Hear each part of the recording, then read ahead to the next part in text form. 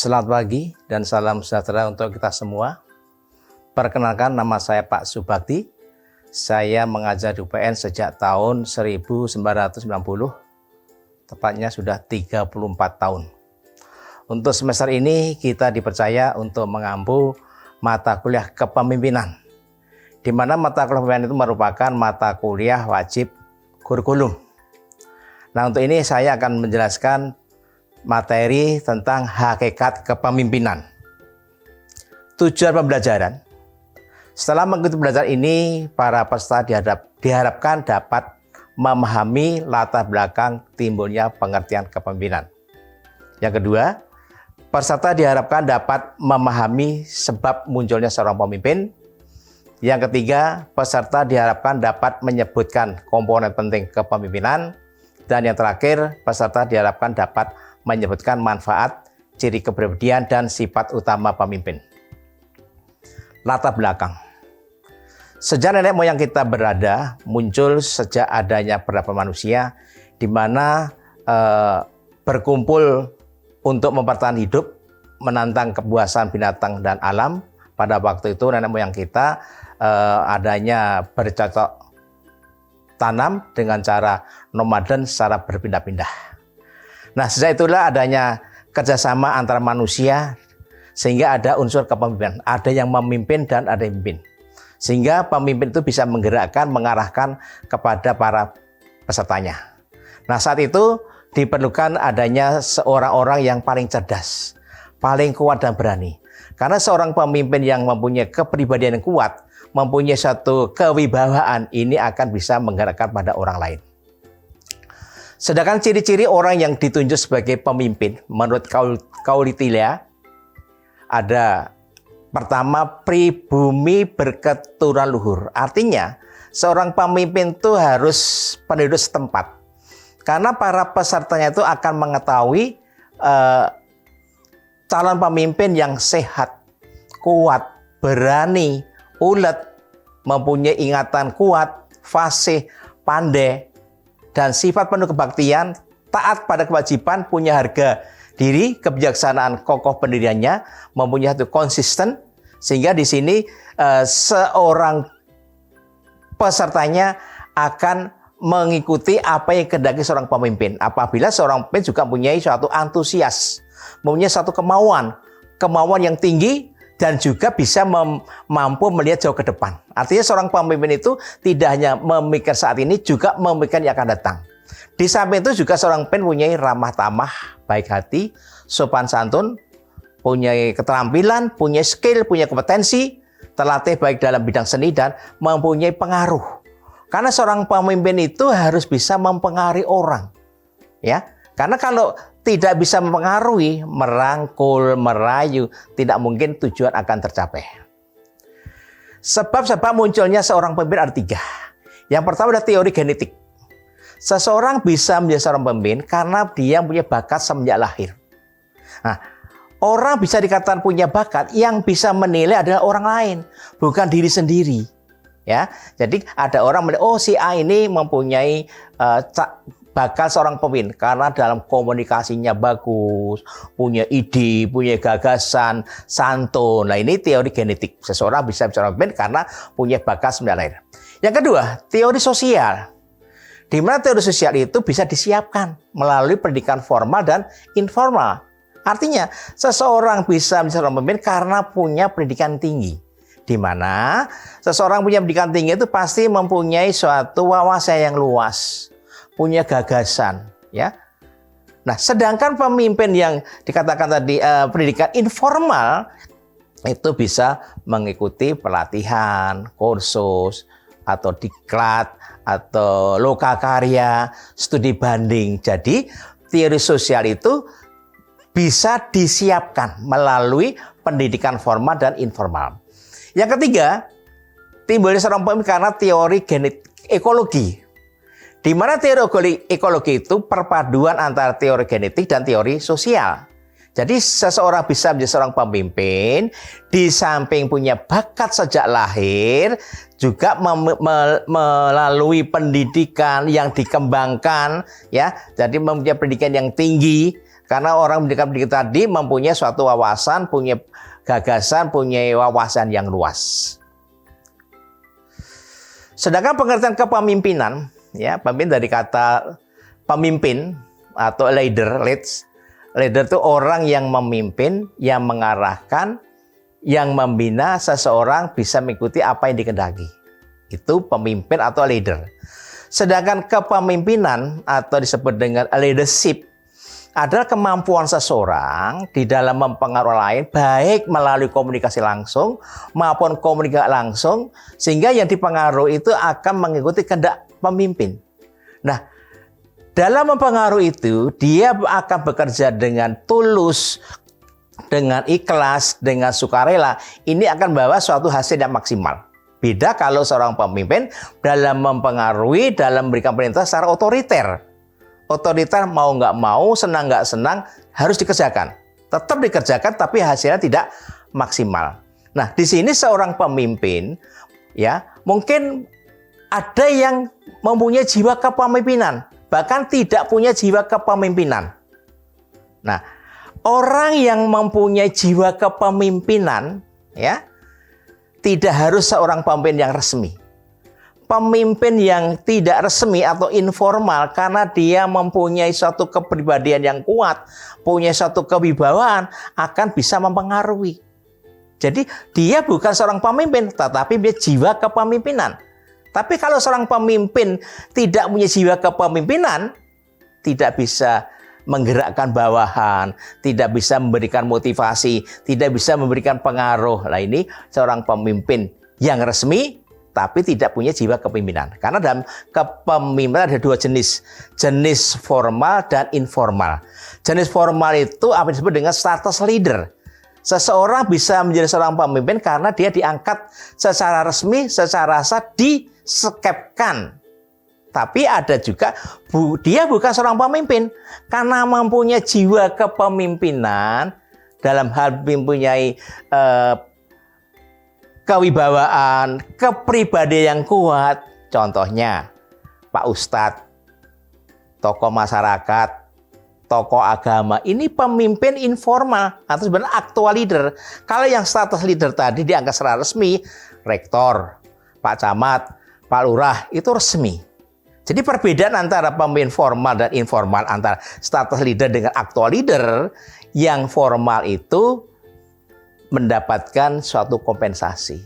Ada masa jabatannya, 1 periode 4 tahun, bisa dipilih kembali. Dapatkan suatu inventarisir, mendapatkan suatu promosi suatu saat. Tapi yang pemimpin informal itu tidak ada dalam surat keputusan. Hanya pengakuan dari masyarakat karena dia bisa mempengaruhi, punya kepribadian yang kuat, punya kewibawaan. Dan tidak mendapatkan tunjangan, tidak mendapatkan fasilitas, dan sebagainya. Nah, di dalam kepemimpinan tadi ada 4 unsur. Yang pertama yaitu dia mempunyai pengaruh kepada pengikutnya. Yang kedua, yang dipengaruhi mau mengikutinya. Yang ketiga, ada strategi atau cara. Yang keempat, tujuan. Dalam strategi atau cara itu suatu cara bagaimana menggerakkan orang lain. Ya, harus adanya suatu motivasi. Yaitu ada motivasi material insentif maupun non material insentif. Maksud material insentif itu yang bisa diukur dengan uang. Ya, mungkin lembur, mungkin insentif. Nah, ini suatu cara untuk mempengaruhi pada para peserta bawahannya. Sedangkan non material itu mungkin berupa sanjungan, bisa berupa yang namanya pujian. Nah, ini di dalam pemimpin formal dan pemimpin informal. Di dalam ada unsurnya tadi ada 4 ya. Mempunyai pengaruh pada bawahan, yang dipengaruhi mau mengikuti, ada strategi atau cara, dan ada tujuan. Ini di dalam masalah unsur dalam kepemimpinan. Sedangkan komponennya ada 3. 1 pengaruh, 2 legitimasi, yang ketiga adalah tujuan. Pemimpin berusaha dengan tujuan. Dalam pengaruh, seorang pemimpin karena ditunjuk sebagai pemimpin punya otoritas, punya satu kekuasaan, pasti akan bisa memberikan komando, bisa memberikan perintah kepada bawahan apa yang diinginkan seorang pemimpin. Legitimasi seorang pemimpin secara resmi sah menjadi seorang pemimpin, sehingga tadi katakan punya otoritas, punya kewenangan, bisa memberikan komando, memberikan perintah kepada bawahan. Sedangkan tujuan, komponen ketiga, bahwa seorang pemimpin di dalam menggerakkan para bawahan itu pasti punya tujuan. Apakah tujuan itu untuk individu, tujuan untuk organisasi, maupun untuk kelompok.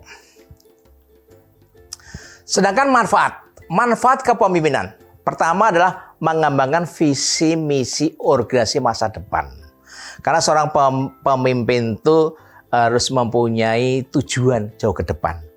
Punya visi, di mana misi itu akan dijabarkan dalam satu program kerja, baik jangka pendek, jangka menengah, jangka panjang. Jadi mengembangkan visi, misi organisasi untuk masa depan. Itu manfaat pertama. Manfaat yang kedua adalah mengkoordinasikan kegiatan orang dan kerja secara efektif efisien. Artinya, dalam suatu organisasi ada yang memimpin dan ada yang memimpin. Yang dipimpin itu ada bagian-bagian atau sub-sub. Sehingga untuk menselaraskan aktivitas kerja dalam organisasi diperlukan koordinasi. Maka seorang pemimpin itu harus bisa mengkoordinasikan antara bagian satu dengan bagian lain. Supaya apa? Tujuan tercapai efektif efisien, berdaya guna dan berhasil guna. Di samping juga manfaatnya bisa menggerakkan. Karena dalam suatu organisasi, berhasil tidaknya suatu organisasi tergantung cara menggerakkan, cara memanage, termasuk memberdayakan, mengarahkan sumber daya secara terpadu, aman, terkendali. Manfaat yang keempat adalah untuk menentukan strategi dan penetapan keputusan. Jadi ada yang memimpin dan ada yang dipimpin. Yang memimpin itu harus bisa menetapkan suatu keputusan atau decision making. Contoh, dalam permasalahan yang akan dipecahkan apabila waktunya longgar, adanya demokrasi. Ya, memecahkan secara bersama, adanya musyawarah mufakat. Ya, jadi seorang pemimpin dalam decision making tadi apabila memerlukan musyawarah mufakat, ini memerlukan waktu yang agak longgar. Sebaliknya, kalau waktu yang sangat mepet, waktu yang sangat mendesak, itu otoriter. Senang nggak senang, suka nggak suka, harus. Nah ini, otoriter ini juga terkadang ada penilaian positif. Karena apa? Dalam waktu keadaan yang genting, dalam waktu keadaan yang darurat, tidak mungkin ada musyawarah. Ya, jadi manfaat kepemimpinan menentukan strategi dalam penetapan keputusan. Kemudian yang kelima, manfaat kepemimpinan adalah mengelola perubahan dan pertumbuhan growth. Dalam perubahan dan pertumbuhan, ini tugas seorang pemimpin dalam mengembangkan visi misi. Perubahan, pertumbuhan demi kemajuan organisasi, demi perkembangan organisasi, demi kesejahteraan para anggota dan organisasi. Yang terakhir, manfaat adalah mencapai keberhasilan tujuan organisasi. Sehingga di dalam manfaat ini, bagaimana seorang pemimpin dalam memanage para bawahannya, cara menggerakkannya, di mana bisa secara efektif efisien akan tercapai keberhasilan dalam organisasi. Ciri kepribadian seorang pemimpin, ya. Di mana kepribadian itu harus punya ambisi. Ya. Ambisi itu yang menggebu-gebu, punya semangat yang tinggi dan energi. Ya. Harus optimis. Kalau seorang pemimpin nggak punya ambisi, biasa-biasa aja, tidak mungkin akan tercapai tujuan dengan cepat. Tapi dengan ambisi, dengan optimis, tujuan dalam organisasi akan tercapai.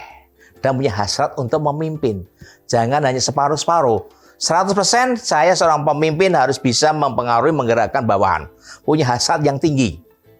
Juga seorang pemimpin menunjukkan kejujuran, integritas. Karena apa? Seorang pemimpin itu sebagai panutan. Seorang pemimpin sebagai toladan. Sehingga para bawahan itu kalau mencermin bercermin pada pemimpin yang punya kejujuran, punya integritas, itu akan lebih bagus. Dan mempunyai yang namanya percaya diri. Seorang pemimpin kalau punya percaya diri, dia tidak mudah terpengaruh oleh orang lain, ya itu akan lebih bagus dibandingkan kalau seorang pemimpin yang tidak punya percaya diri. Kemudian seorang pemimpin punya kecerdasan, ya, cara berpikir. Tadi saya katakan seorang pemimpin harus mempunyai tujuan jauh ke depan. Tidak memikirkan saat ini saja, memikirkan 5 tahun yang akan datang. Ini mempunyai suatu kecerdasan. Juga mempunyai pengetahuan yang relevan dengan pekerjaan, sesuai dengan skill, sesuai dengan kompetensi. Ini akan bagus. Dalam arti seorang pemimpin dalam mengerjakan tugas sesuai dengan kompetensinya, sesuai dengan keahliannya, akan berjalan dengan baik. Kemudian sifat utama pemimpin. Seorang pemimpin punya sifat harus cerdas, ya. Dalam arti cerdas itu cara berpikirnya. Sebagai top manajemen harus bisa menyangkut berkata masalah human skill, kemudian masalah skill yang dilakukan dari tingkat bawah sampai tingkat atas. Kecerdasan ini yang merupakan sifat utama pemimpin. Yang kedua, supervisory ability, kemampuan dalam mengawasi. Karena seorang pemimpin dengan bawahan, terkadang diawasi saja banyak penyimpangan, apalagi nggak diawasi. Maka dibutuhkan seorang pemimpin punya sifat dalam kemampuan dalam mengawasi. Dalam pelaksanaan sesuai dengan perencanaan, itu sudah mengandung suatu koordinasi. Ya, jadi sifat utama pemimpin harus punya kemampuan dalam mengawasi. Diawasi aja masih ada penyimpangan, apalagi nggak diawasi. Inisiatif, ya. Seorang pemimpin itu diperlukan gagasan, diperlukan ide, ya. Suatu bagaimana untuk mengembangkan dalam organisasi. Ide, gagasan, inisiatif diperlukan untuk kemajuan organisasi. Juga yang keenam, sifat self-assurance, ketenangan diri. Kalau seorang pemimpin di dalam melakukan pekerjaan dalam organisasi, dalam pikiran, hati tenang, akan fokus. Sebaliknya kalau seorang pemimpin yang bingung, keder, ya, ada rasa was-was, cemas, hasilnya enggak akan bagus.